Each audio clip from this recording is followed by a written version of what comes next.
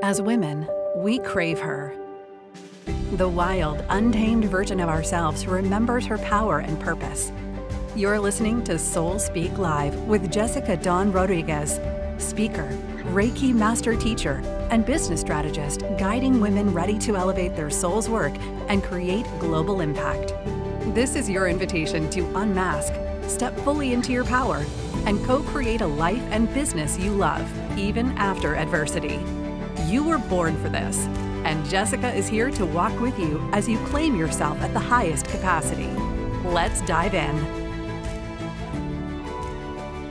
Hello, everyone. Welcome to episode 4 of Soul Speak Live. I'm Jessica Dawn, and it's an honor to have you here listening to this episode. I just got off a call with a gal that's hosting the New York event that I'm going to be speaking at in a couple weeks. And let me tell you, I felt all of the somatic feelings, like the butterflies and the activated energy and a little bit of just like discomfort in my body as we were talking about how my presentation or speech is going to go and what we want the experience to be like. This is me truly embodying a new identity. This is me stepping into a version of myself that I haven't lived before. And ironically, what I'm going to be speaking about is the identity shift, what we actually need to do to be able to shift our identity, step into a new version, become the woman that we've seen in our vision. And here's why this is so important. By the time we're, 35 or 36, we are programmed. Our brains are programmed. We are literally just repeating past experiences, the way that we're living. If we don't choose to be different or do different, we will keep repeating experiences that basically reinforce everything that we've already been through or everything that we've known, everything that we've focused on. And so many women in business, particularly healers, I mean, this is a space that I work in primarily, they sit in this energy of, oh my gosh, I can't wait. Like, I want to do this. I'm going to manifest this. I want to do this with my business, or I want to become this version of myself. And yet, day by day, they sit in the same identity.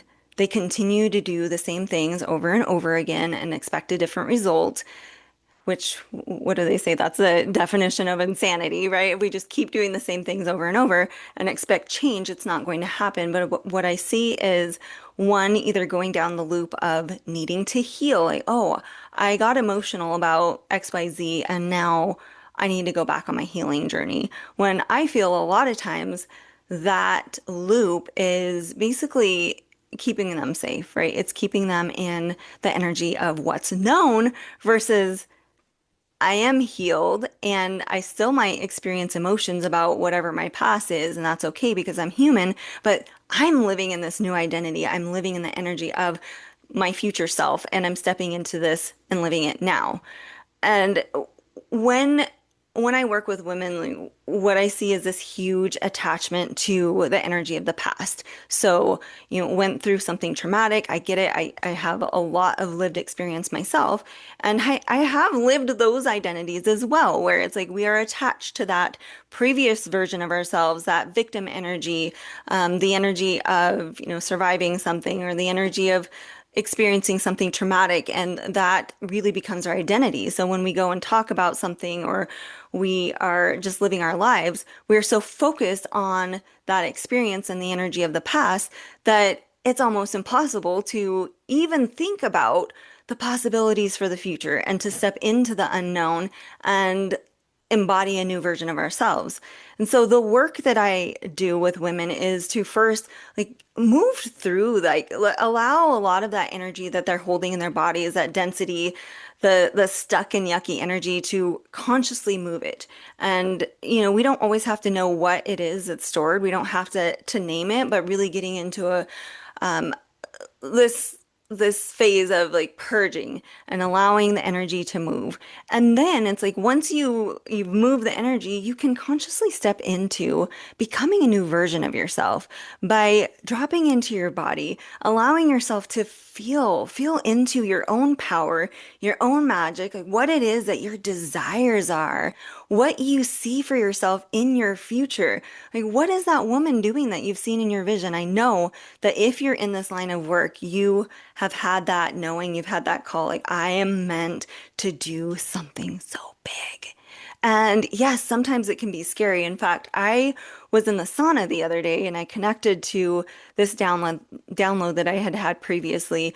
And what I realize is this next program that I'm launching is actually so much bigger than what I could have ever imagined or dreamed of. And it brought me to tears because I felt the significance. I could feel how many lives can be changed with this, how many women can shift their identity and really embody this version of themselves where they're happy, they're like living their highest frequency, and they've let go of all of that attachment to everything that they've experienced before, and they're truly walking in this new energy, creating the businesses, being the leader that they've seen in their vision, like, all of these things. And so it can feel scary to step into a new identity, to become someone different.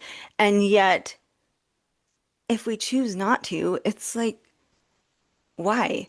At the end of my life, I know if I look back and I'm like, oh, well, I felt this. I saw this version of myself speaking and leading, a global movement and, coaching and mentoring thousands of women and training facilitators for this program this idea that came through. But I chose to do nothing and I chose to stay the same.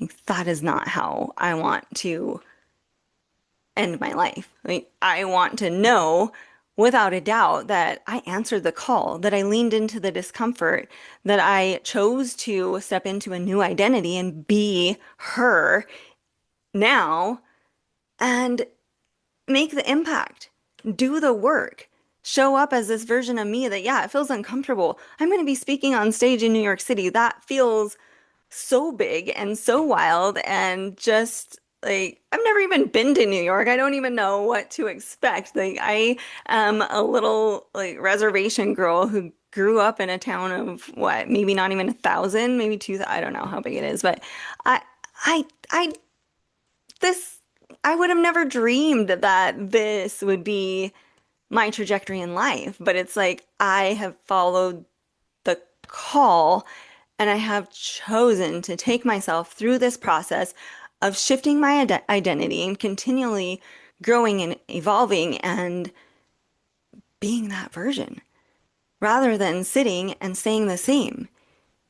Because I knew, back when, in 2020, when I made the decision to get a divorce, I knew back then that I could stay the same, that it would be comfortable, even though it was not comfortable, and just continue to live my life.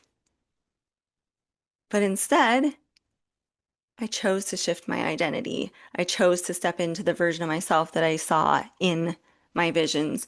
I chose to hold myself through the discomfort, lean into the fear, walk with it, and step into the unknown. Because in this space of unknown, like this is where there's infinite potential.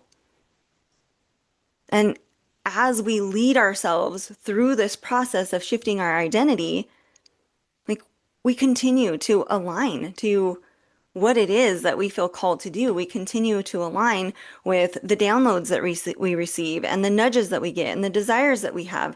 And this is where manifestation and quantum leaps and all of these things that we hear about, this is where it happens.